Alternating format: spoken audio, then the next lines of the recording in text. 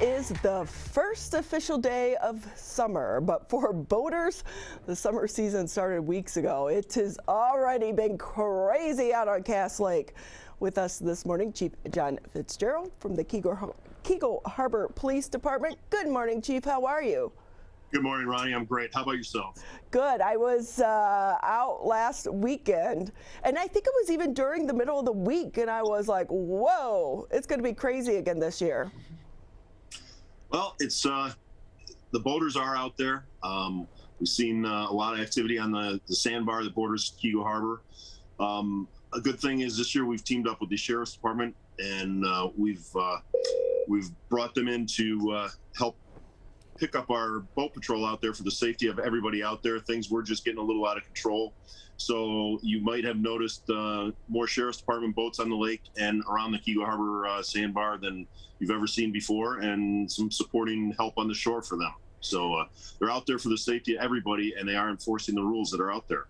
And because with that too, we know that it's okay, we want people to go out and have fun, but sometimes you feel like if you have little kids, it's not so kid friendly some days. I'm trying to be nice about the way I phrase that. You're correct. It's almost like there's should be a family area and another area, but it kind of mixes in over there. We've seen some of the boat activity move over towards Marshbank Park. I think there's a little more over by Dodge Park than in the recent couple of years. But the thing is to be considerate about everybody else that's around you out there. The same goes with your music. If you want to crank your music up, there's a ordinance that it can only be heard 100 feet away.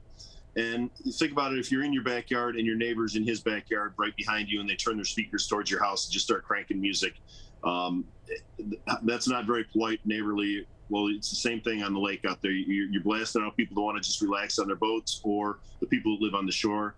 So there's the music ordinance, and we don't want to be the fun governors and take away all your fun, but we want to be safe and relaxing for everybody that's out there to try and enjoy the lake. Can you also talk a little bit, because I have been seeing a few more like kayaks and paddle boards. I know that some people think if they have a paddleboard or a kayak, they don't have to still have, life jackets and some of the other safety things. Well, I would always have a life jacket on paddleboards, kayaks, canoes. You never know when you're going to go in. Even my wife tells me she wants me to wear mine when I'm out kayaking, even though I have it strapped right in front of me, but she's got a very good point. And it's for your own safety to have that with you. Yeah, I do put mine on the front of my board, but it does match. Everything matches. My life jacket matches my board, matches my waterproof speaker, matches my water bottle. So I'm sure it does. I haven't seen you out there yet, but I'm sure it does. I know. I've been going out to Sylvan Lake a lot because Cass gets a little crazy for me. I'm not that good yet. I think Cass is since it's a bigger lake, more boats on it, things go a little bit faster.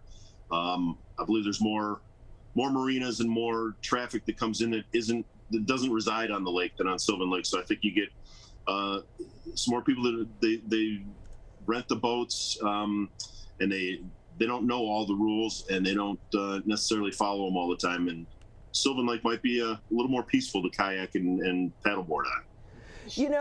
Chief, I always have the one question. Where is everyone going to the bathroom? But we don't have to get into that one either. I don't even want to answer that one, but I'm not stepping in the water. Right. So do you want to remind people too, because even for us that live over in the area, parking can be an issue. And I know that, people want to go and they want to have fun, but because it is the sandbar, it's easy to kind of park and walk and meet your friends out on the lake. But parking is always a problem. And that's always the case in Keego Harbor. It's a very tough city for parking for events at your own house or events on the lake. There's a couple of places that you can park, like Roosevelt School. That's a kind of a public parking lot. But the businesses around there often are posted as towaway zones. So if you leave your car in a business lot, they're likely to call the tow truck, and it's not the police department doing it. It's a private business that has a right to the parking in their parking lot. Also, all the streets in Keego Harbor are no parking. You can't park on the streets. If you're a resident, You can call the police department a couple days ahead if you're having a special event, and a couple times a year we can give you a pass to allow extra parking on the street, but the parkers have to follow the rules we set out of parking on one side of the road, not blocking driveways, fire hydrants, mailboxes, and we have to have a phone number of somebody to call. They give us a phone number. We can call them if there is a parking issue or if we have to get a fire truck through or something. So we try and work with our residents, but not every resident can have a party every weekend and expect to park on the streets, because then there'd be no room for anybody. And like I said, we're trying to work with them, follow the rules. We don't want to see somebody come back from the lake and, where's my car? Oh, it's been towed out of the parking lot of this business because it wasn't supposed to be there, or it's got a hefty ticket on it for parking on the street when it's not supposed to be. And same kind of thing for the fireworks coming up, with Cass Lake and Sylvan Lake having their fireworks.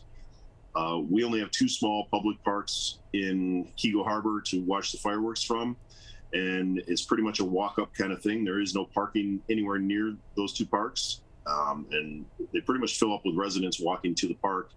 And the Sylvan Lake fireworks, pretty much the same, and I believe Sylvan Lake has no parking on their streets during the fireworks either. Yeah, and it's already getting a little active with the fireworks, on the lake times. So with that too, any words of safety precaution that you want to share with people? Well, it's really 3 things. There's safety, consideration, and legality. Consumer fireworks are not allowed until Wednesday, June 29th, and then from Wednesday, June 29th through Monday, July 4th, they can be used from 11 a.m. to 11:45 p.m. each day.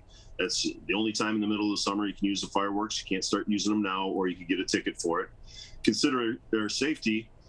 Follow the directions on the packaging. Follow your common sense. The law states that you cannot use fireworks if you're intoxicated or under the influence of a controlled substance. It's common sense. Once again, we don't want to see anybody getting hurt.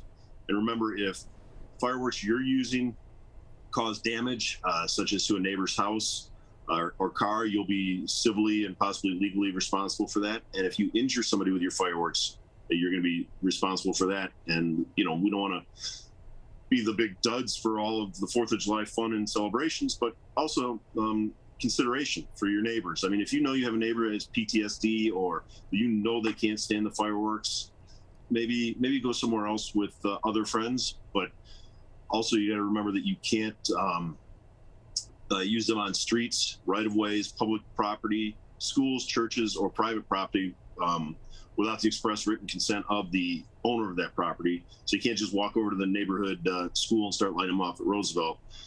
Maybe you have a neighbor someplace else in another city that's got a little more room. You can use them there. But legally, June 29th through July 1st, 11 a.m. to 11:45 p.m. Just use as much safety as possible and consideration for others. And that's pretty much it on the fireworks. So with that, when you say people can be ticketed, is that a misdemeanor? You know what? I'm sorry, I'd have to check on that one. I believe it is. That's okay. That's okay.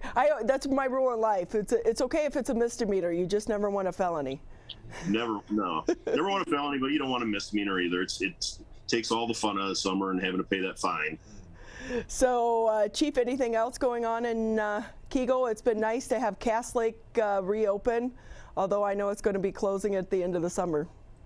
Yeah, we're going to have a little traffic back up. Hopefully everybody learned the first time when that road closed that it's a 2.5-mile round trip if you drive all the way down to the closed section and have to come all the way back because there's no sides. It's one of those areas where there's no side roads that will cut through and go around that, the way we're locked in between the 2 lakes. There's a fun event coming up. It's going to be, I believe it's the 3rd Friday in July. The Keego Block Party behind the City Hall here. They had one just last week with, it's going to be the 3rd Thursday of June, which is done, July and August. A food truck, a band, trivia games, and some other games out there. A nice chance to meet some of your neighbors, walk on over to the park and have a good time with the band playing. Fireworks, and just be safe all this summer. Be considerate of your neighbors. Be considerate of your neighbors on the lake and the safety of your fellow boaters. So, Chief, you know me. I think we're putting the cool back in Keego. It is. It's kind of cool, and they're starting with new steps of bringing people back around City Hall. They used to have the skate night, which is no more, but they're working on getting this block party thing building up. Parks and Rec is doing a good job with that.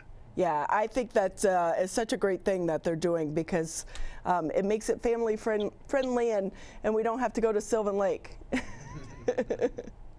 That's true. Well, Chief, it's so good talking to you, and a happy summer, and maybe I'll see you out on the water. Okay, and safe paddle boarding to you. Enjoy the water, enjoy the weather, and as they say, today's the longest day of the year. Actually, the most sunlight of the year. They're all the same length, but the longest sunlit day of the year. Enjoy it, and everybody be safe out there. Thank you. Yes, and stay cool. It's going to be a hot one. Oh boy. Thank you so much, Chief. Have a great day, Ronnie. Thanks.